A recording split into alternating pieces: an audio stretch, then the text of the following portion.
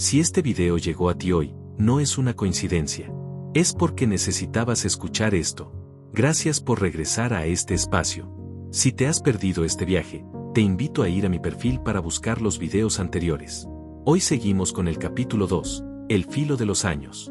Prepárate, porque el viaje continúa. Capítulo 2. El filo de los años. Hay una edad en que los niños dejan de serlo, y no siempre avisan cuando se van. Tenía 12 años cuando comenzó a cambiar. No fue de golpe, no fue un día que amaneció diferente y todos lo notamos. Fue poco a poco, como cuando el río empieza a crecer y uno no se da cuenta hasta que ya tiene el agua en las rodillas. Primero fueron las tardanzas. Mis padres le daban permiso de salir un momento a jugar, y ese momento se convertía en horas. Las horas sin noticias. Las horas mirando el reloj. Las horas en que mi madre se asomaba a la puerta una y otra vez esperando verlo doblar la esquina. Y él llegaba. Siempre llegaba. Pero llegaba tarde, con esa sonrisa desarmadora que tenía desde niño, como si el tiempo fuera una regla que aplicaba para todos menos para él. Y mis padres lo regañaban, claro que sí. Le llamaban la atención con toda la fuerza que tenían. Pero él los escuchaba, asentía, y al día siguiente volvía a hacer exactamente lo mismo. Como si las palabras entraran por un oído y salieran por el otro sin dejar huella. Mi padre, que no conocía otra manera de corregir porque nadie le había enseñado una diferente, llegó a reprimirlo con el cinturón. Lo hizo con la desesperación de un hombre que ama a su hijo y no sabe cómo alcanzarlo. Pero ni así. Mi hermano lo hacía con más frecuencia, como si cada castigo fuera un reto nuevo que superar. Hasta que mis padres llegaron a ese punto de agotamiento que conocen bien quienes han criado a un hijo difícil, el punto en que ya no sabes qué más hacer, en que los golpes y los castigos y los consejos se han agotado todos, y lo único que queda es seguir amando y seguir rezando y esperar que algo cambie. No sé si fue buena o mala decisión dejar de castigarlo. No sé si algo diferente hubiera cambiado el rumbo de su historia. Lo que sí sé es que, en él, nada funcionó. Y eso no es culpa de mis padres. Algunos caminos los elige uno solo, aunque quienes te aman hagan todo lo posible por desviarte de ellos. Lo que más recuerdo de ese cambio no fue la rebeldía en sí, sino lo que perdí yo con ella. Mi hermano dejó de jugar conmigo. De un día para otro, casi sin que yo lo entendiera del todo, el que me cargaba cuando me lastimaba, el que me enseñaba, el que me incluía en su mundo, ya no quería jugar con niños. Yo tenía 7 años y él tenía 12, y de repente ese espacio de 5 años que antes no existía se convirtió en un abismo. Ahora quería juntarse con sus primos y amigos mayores, con los que ya sabían cosas que él todavía estaba aprendiendo, con los que se iban al cerro solos a cazar sin pedirle permiso a nadie, con los que se metían a los ríos peligrosos a nadar y reír y sentirse invencibles como solo se siente uno a esa edad. Eran aventuras reales, sin adultos, sin reglas, sin horarios.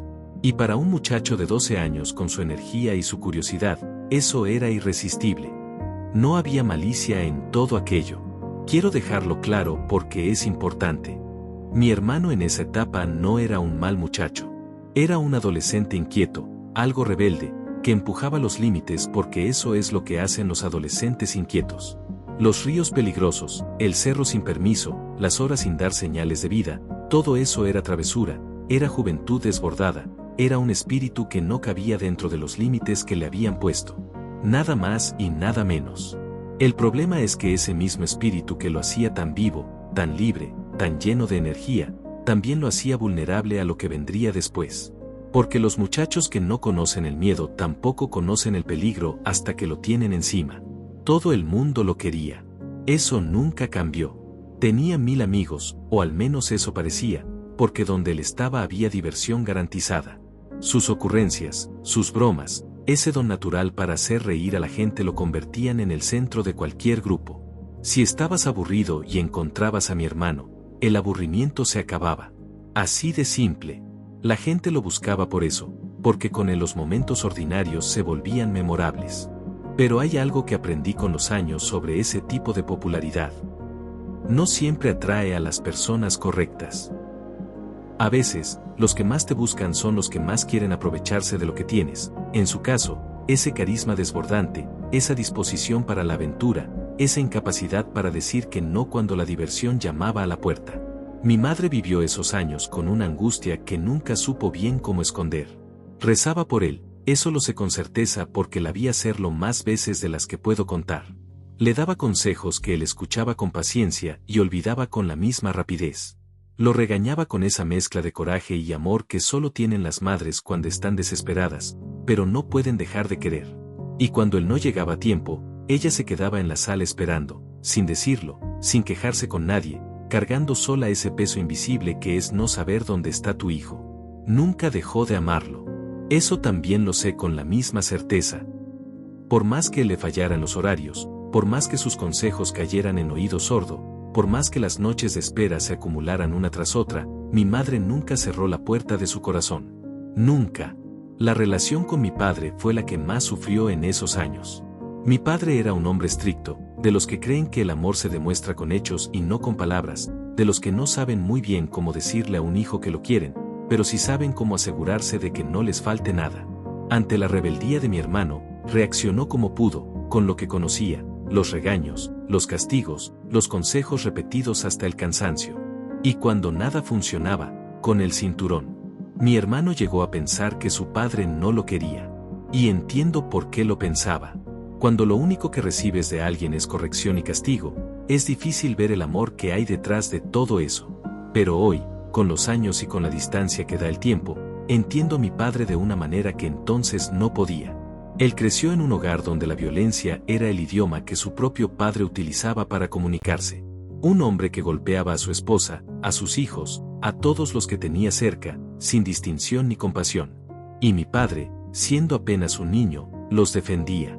Imagínalo, el mismo niño que caminaba horas con una sandía al hombro para llevar comida a sus hermanos, también era el que se ponía entre su padre violento y su madre para protegerla. Ese niño cargó demasiado desde demasiado joven. Al crecer en ese ambiente, mi padre aprendió lo que le enseñaron. No conocía otro modelo porque nunca tuvo uno mejor.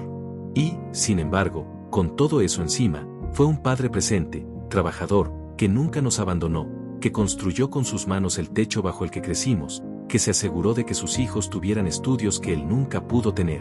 ¿Qué cometió errores? Sí. ¿Qué había maneras mejores de llegar a mi hermano? Probablemente.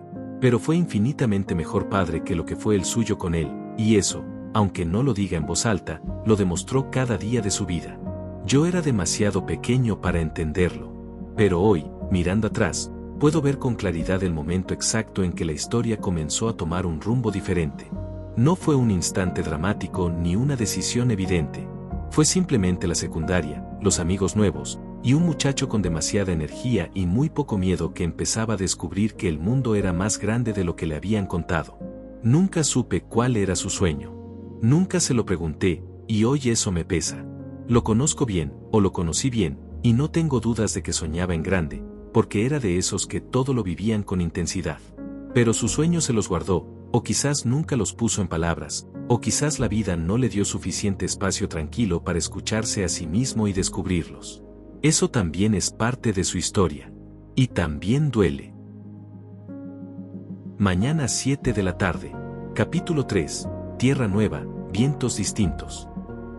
Gracias.